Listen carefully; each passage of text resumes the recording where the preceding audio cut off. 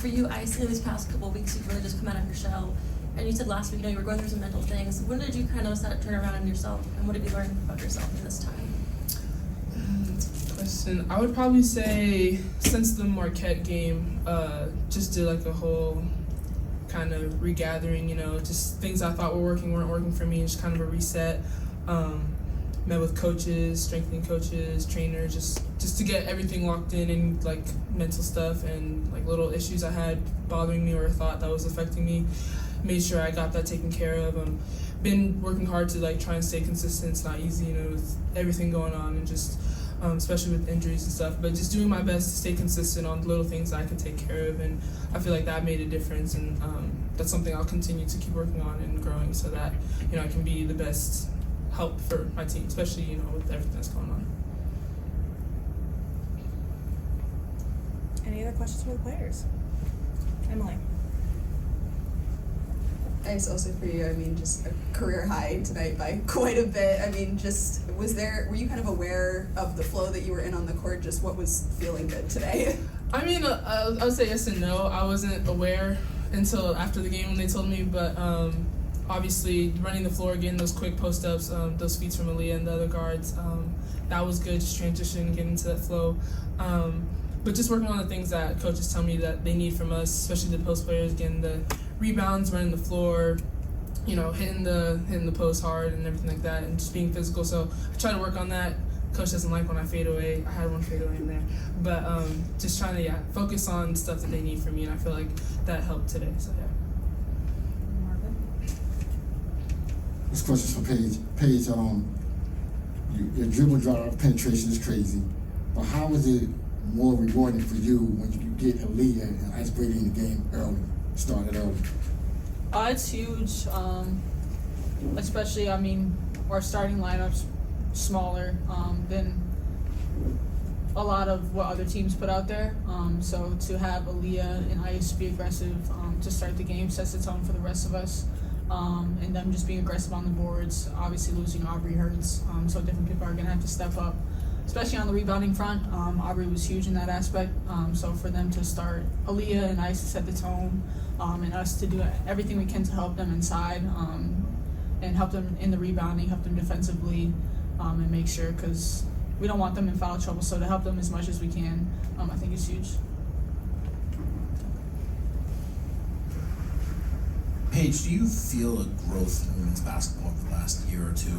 And you guys have always been a big draw, but it seems there's more and more attention on women's basketball in college and the WNBA. And after the game, you guys were signing autographs and taking photos with many, many little kids and such.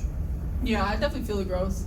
I think a lot of it is just more coverage, more attention in the media, women's basketball being posted more.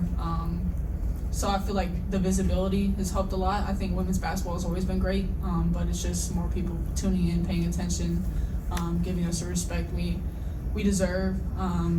But definitely over the past couple of years, even since my freshman year, you can see just tremendous growth in the love and respect and attention for the women's game. Also for Paige, where have you seen Nika's biggest growth on the defensive end?